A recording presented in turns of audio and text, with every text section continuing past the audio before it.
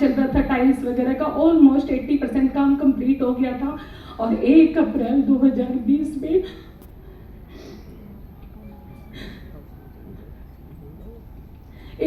2020 में मेरे स्कूल की ओपनिंग थी।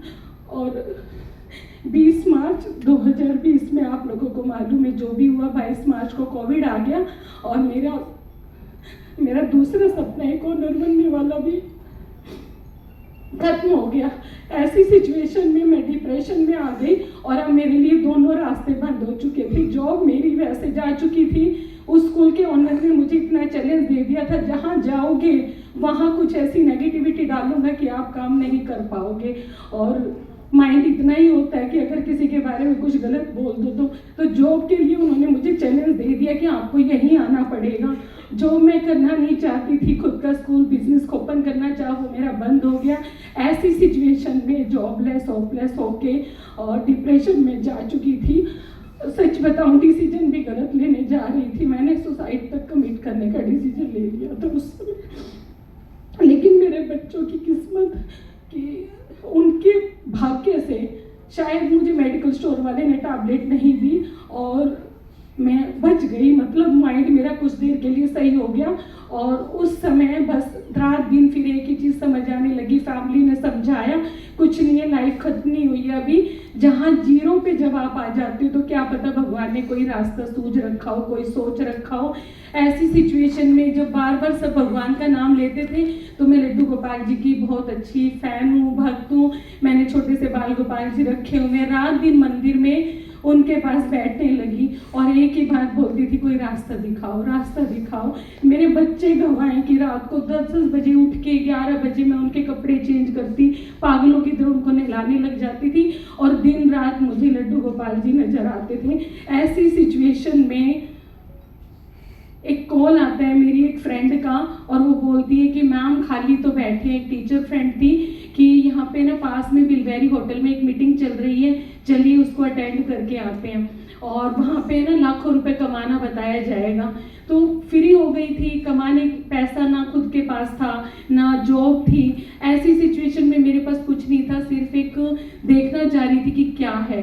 तो सुन के तुरंत भागी, स्कूटी निकाली, अपनी स्कूटी स्टार्ट की और लेके जब गई तो वहाँ पे ऐसे ही एक हॉल में मीटिंग चल रही थी और कोविड के दौरान वो एक लास्ट एसईडी मीटिंग थी जो कैंसिल नहीं कराई गई थी। शायद वो किसी मेंटोर्स को फर्स्ट टाइम करने आना था।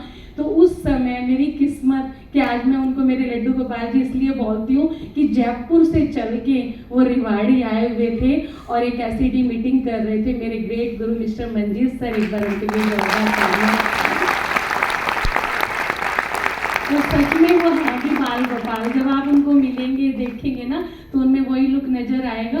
क्योंकि मेरी एज से वो हाफ होंगे जब मैंने एक बच्चे के रूप में और जब उनको देखा कि ये अगर लड़का महीने का एक स्टूडेंट होके, और जब उन्होंने अपनी स्टोरी बताई, मुझे वहाँ पे डेमोस्ट्रेशन देखे, हल्दी सॉरी ये स्टेरिक्लीन सोप वॉश पेस्ट, इनके डेमोस्ट्रेशन दिखाए जा रहे थे। बट सच बताऊं, मैं दिल से बोलूँगी, कुछ लोग बोलते हैं प्रोडक्ट ने बहुत इंस्पायर किया, इम्प्रेस हुए, मुझे प्रोडक्ट ने 1% भी इंस्पायर नहीं किया।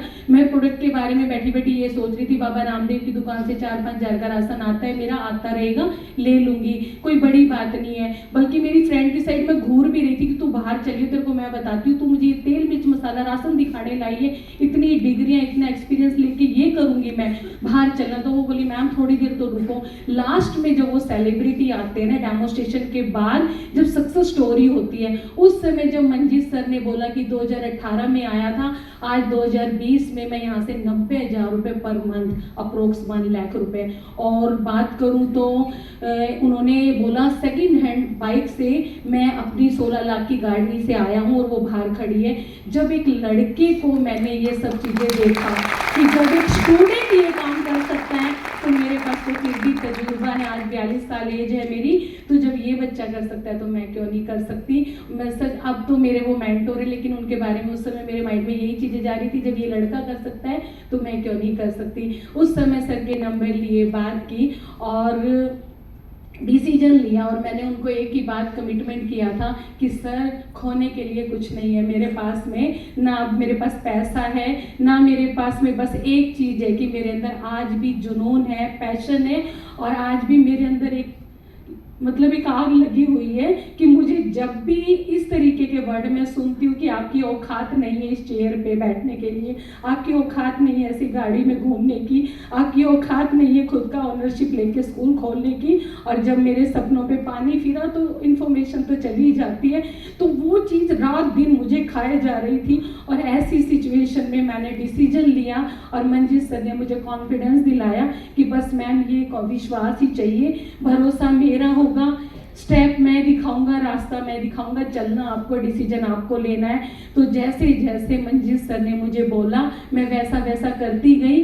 सर ने मुझे कोविड के दौरान एक चीज़ मुझे तो ये तो समझ आई कि जब कोविड में मोदी केयर के स्टोर से मैं अपना फर्स्ट बिल लगाने गई थी तो पुलिस वाले रास्ते में खड़े थे, उन लोगों ने बोला कहाँ जा रहे हो, तो जब उन्होंने मेरा कार्टून देखा ना तो बोले राशन का सामान है, जाने दो जाने दो। तो मुझे उस समय एक चीज़ तो क्लिक हुई कि टचवुड मैं एक ऐसे व्यापार में आ रही हूँ कि कोविड आ जाए, बाढ़ आ जाए, भूकंप आ जाए, कैसी भी सिचुएशन आ जाए, इसने ये तो प्रूव कर दिया कि दो व्यापार कभी बंद नहीं होते, हॉस्पिटल्स, मेडिकल स्टोर और एक राशन की दुकान। ये चीज़ें किसी भी परिस्थिति में बंद होने वाली नहीं है। मेरी डिग्रियां आज खत्म हो चुकी, मेरा एक्सपीरियंस खत्म हो चुका, प्राइवेट नौकरी थी, ट्यूशन सेंटर बंद हो गया, यहाँ तक कि स्कूल नहीं ओपन हो पाया, जॉब चली गई, लेकिन राशन की दुकान धड़ल्ले से चल रही है। इस समय लोग 3-3, 4-4 महीने का राशन घर में भर रहे हैं और मेरे लिए वो प्लस पॉइंट था। मैं ऐसे टाइम पे मोदी केयर में पैर रखा, उस समय एक्स्ट्रा पीवी चल रहे थे, एक्स्ट्रा पीवी ऑफर, कंपनी ने लॉयल्टी प्लान बड़ा अच्छा किया हुआ था और लोग राशन के सामान को लेने के लिए 2-2, 3-3 महीने का जा रहे थे। स्कूटी उठाई और डेमो बैग तैयार किया और 1 महीने में यहाँ से डायरेक्टर क्वालिफाई करके 7,500 रुपये का इनकम कर लिया। सच बताऊं, डायरेक्टर की खुशी मुझे किस बात की हो रही थी, मेरे स्कूल के ओनर को सब एमडी डायरेक्टर बुलाते थे ना, तो मुझे लगा 18 साल बाद मैं भी एक डायरेक्टर पोस्ट पे आ गई हूँ और मैं कंपनी की डायरेक्टर बन गई हूँ। मुझे मतलब इतनी अच्छी वाली खुशी हो रही थी जब मेरे को फर्स्ट मंथ में 13 हाफ मंथ में कर दिया था और सर बोले कि कोई बात नहीं, आगे अगले मंथ में करेंगे। नहीं सर, डायरेक्टर बनना है, इसी मंथ डायरेक्टर बनना है मेरे को। और उसी सिंगल मंथ में डायरेक्टर करके 7,500 रुपये का चेक लिया और जब 7,500 रुपये आया तो सच में खुशी का ठिकाना नहीं रहा कि 2004 में महीने का 4,000 कमाती थी और मैंने 2020 तक उस सैलरी को ले जाने में, 40,000 तक ले जाने में 20 साल निकाल दिए अपनी ज़िंदगी के। और मोदी केयर में पहले महीने में 7,000 रुपये किया है मैंने, कोई पहाड़ के पत्थर तो ढोए नहीं यहाँ पे।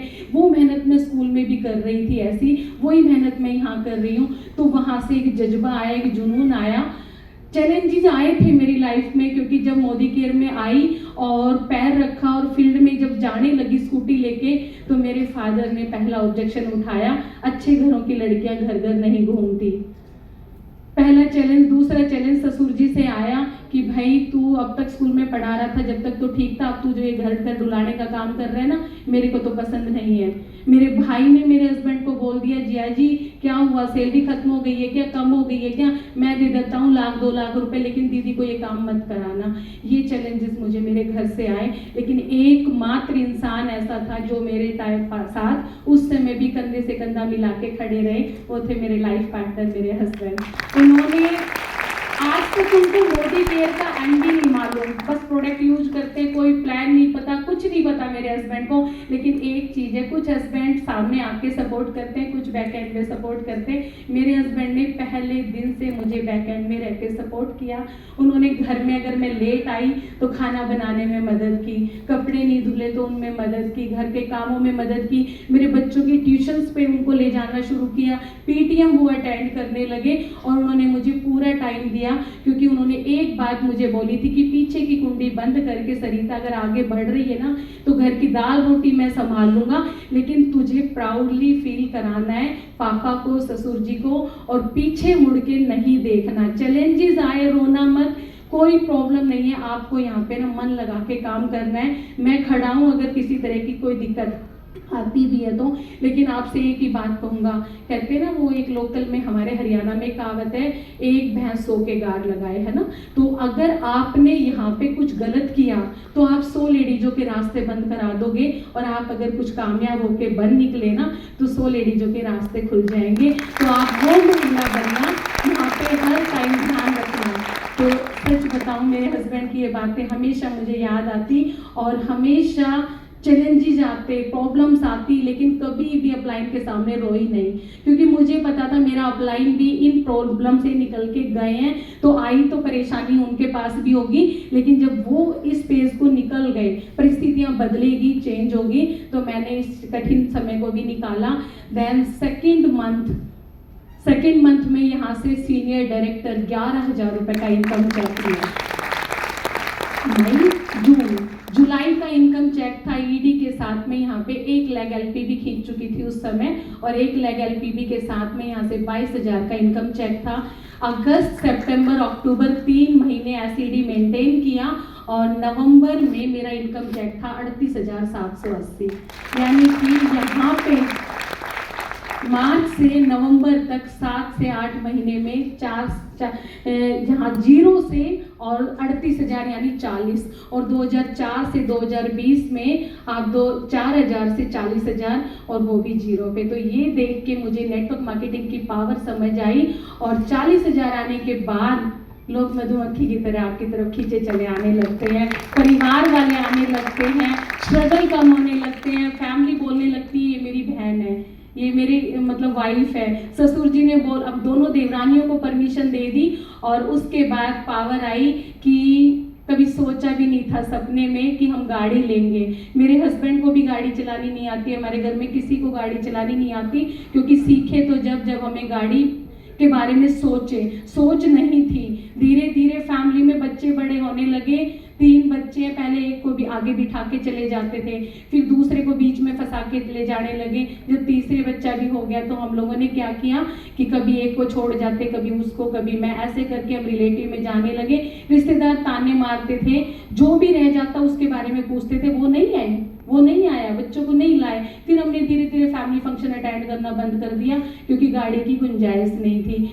प्रिंसिपल डेजिग्नेशन पे जाने के बाद भी एक 3,500 की स्कूटी की ईएमआई पे करती थी। मेरे पास एक 3G स्कूटी थी, वो उसके बाद भी 4G 5G आ चुकी थी, लेकिन गुंजाइश नहीं थी, उसकी किस्त निकाल पा रही थी। लेकिन 2021 में क्या किया था मैंने, सिर्फ मेहनत ही तो की थी जो इतने साल से कर रही थी। 2021 में मुझे मोदी केयर से मिली टाटा नेक्सॉन 14 लाख की, जिसकी आरसी मेरे नाम है। मैं फर्स्ट टाइम इतना खुश हुई, क्योंकि मेरे घर का मकान मेरे ससुर जी के नाम है, एक प्लॉट मेरे हस्बैंड के नाम है, जो भी कुछ है बच्चों पे मेरे हस्बैंड का नाम है, मेरे नाम कुछ भी नहीं है। तो मुझे इतनी खुशी हुई फर्स्ट टाइम एक गाड़ी की आरसी जब मेरे नाम हुई ना, thank you sir, thank you. मतलब है ना, वो देख के मुझे खुशी हुई कि 14 लाख की प्रॉपर्टी तो मेरे नाम है। तो बहुत खुशी हुई देख के, और गाड़ी सीखना स्टार्ट किया। गली मोहल्ले में बातें बनने लगी। अब तक तो ये मैडम डेमो बैग उठा के स्कूटी पे चलती थी, अब ये गाड़ी सीख रही है, इनकी क्या हाथ लग गया, ऐसा क्या करने लग गई। इसके बाद मेरा ट्रेनिंग सेंटर का ताला खुल गया, और जो मैंने स्कूल ओपन किया था ना, वो बना दिया मैंने मोदी केयर का ट्रेनिंग सेंटर। और वहाँ पे जहाँ मेरा सपना था कि बच्चे पढ़ेंगे, वहाँ बच्चों के पेरेंट्स पढ़ने लगे, और मेरा स्कूल दोबारा से ओपन हो गया, और वहाँ पे चलने लगी मीटिंग, ट्रेनिंग, वर्कशॉप्स, और ये सब चीज़ें हम करते करते कुर्सियाँ ली मैंने। पहले छोटी छोटी कुर्सियाँ थी, मैंने एक सैलरी पे 12 चेयर खरीदी, फिर उसके बाद दूसरी सैलरी पे फिर 12 चेयर, ऐसे करते करते आज मेरे पास 70 चेयर है अपनी खुद के ट्रेनिंग सेंटर में। खुद का साउंड सिस्टम ले चुकी हूँ, खुद का प्रोजेक्टर परचेज कर चुकी हूँ, और मेरा सपना जो था कि मेरा अपना स्कूल खोलूंगी, आज वो मेरा स्कूल हरा भरा हो चुका।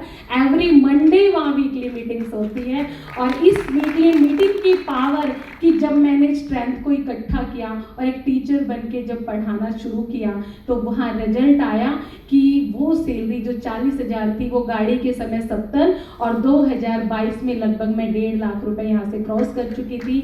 2023 में मैंने यहाँ से अप्रोक्स 3.25 लाख के आसपास क्रॉस की। 2024 में 3,60,000, और 2024 के स्टार्टिंग में नवंबर में 360, और लगभग दिसंबर में 2024 में 4,60,000 रुपए की इनकम को मैं क्रॉस कर चुकी हूँ।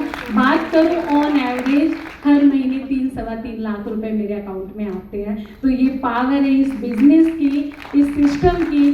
और सच बताऊं कि आज मैं जो कुछ भी हूँ ना, सिर्फ और सिर्फ बेसिक्स की वजह से हूँ। सिर्फ और सिर्फ अपने अपलाइनमेंट और गुरुओं के मान सम्मान, उनके रिगार्ड, उनके प्रति रेस्पेक्ट की वजह से हूँ। क्योंकि मैंने कभी ये नहीं देखा कि मंजिल सर मेरे से छोटे हैं, वो मुझे क्या सिखाएंगे। मेरा तो एक्सपीरियंस बहुत है। इस स्कूल के अंदर जब मैं आई तो अपने दिमाग को बिल्कुल खाली करके आई थी, क्योंकि मुझे पता है दिमाग में सब कुछ भरा रहेगा ना तो कुछ भी लिखूंगी यहाँ समझ नहीं आएगा। माइंड को खाली करके आई, मंजिल सर को अपना गुरु माना, और जैसे जैसे जैसे जैसे इस फील्ड में आगे बढ़ी, बीएल चौधरी सर से मिली। जब बीएल सर से मिली तो विजन और मजबूत हुआ। उसके बाद आलोक सर को देखा तो गवर्नमेंट जॉब से रिजाइन करके मेरी तो नौकरी चली गई थी, और वैसे भी मैं तो डिफिकल्टीज में थी। ये बंदा इतना सोच समझ के आया होगा, जो 32 साल की यंग एज में गवर्नमेंट जॉब छोड़ के आ रहे हैं, तो पावर तो इस सिस्टम में। फिर और स्पीड बढ़ने लगी। फिर मीटिंग ट्रेनिंग में आते हुए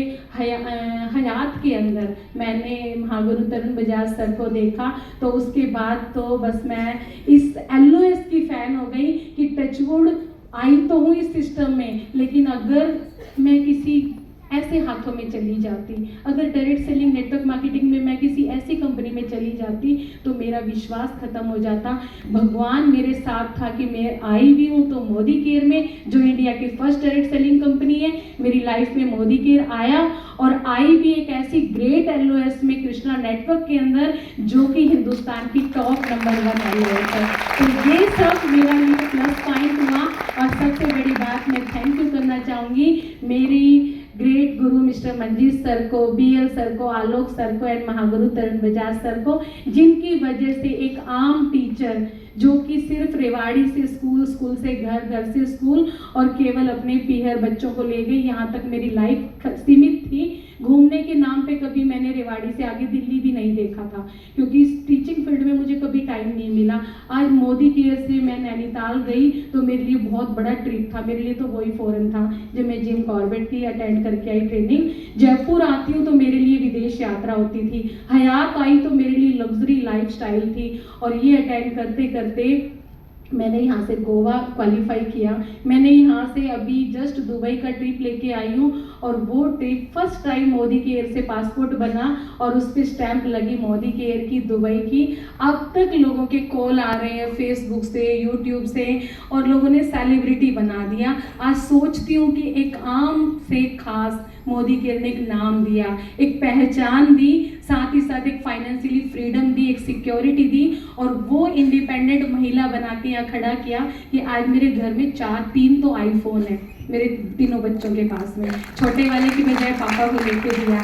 आज ये पावर रखती हूँ कि मेरे हस्बैंड है ना, मुझे बोलते हैं यार सबको कुछ कुछ दिला रही है, मेरे को भी बुलेट दिला दे। मेरा सपना था कभी कि मैं बुलेट ड्राइव करूँ, है ना। तो आज मैं अपने हस्बैंड की वो पार्टनर बन चुकी हूँ जो केवल खर्चों में नहीं, अपने हस्बैंड का कि अगर वो LIC की इंस्टॉलमेंट भर रहे हैं तो मैं घर का इलेक्ट्रिसिटी बिल, वो अगर बच्चों की फीस भर रहे हैं मैं ट्यूशन फीस भर रही हूँ, कुछ फंड्स वो कर रहे हैं, कुछ मैं कर रही हूँ, कुछ मैं सिक्योरिटी करती हूँ, कुछ वो सेफ डिपॉजिट करते हैं। तो ऐसे करके आज मैं एक फाइनेंशियली इंडिपेंडेंट महिला बनी हूँ, सिर्फ और सिर्फ 4 साल में मोदी केयर की वजह से। सभी महिलाओं को बस एक ही लास्ट संदेश देना चाहूँगी कि अपने हस्बैंड की ना वो अर्धांगिनी बनो, जो वो प्राउड से ये बोले कि ये मेरी, मतलब प्राउड से आपको बोले कि मैं इस सौभाग्यशाली पत्नी का पति हूँ। और हर पतियों से एक ही बात कहना चाहूँगी कि प्लीज प्लीज महिलाओं अपनी वाइफ को सपोर्ट करना शुरू करें। आप उनको मीटिंग ट्रेनिंगों में आने से रोके ना, क्योंकि जिस दिन वो कमाएगी ना, सपोर्ट आप ही को करेगी। Thank you so much.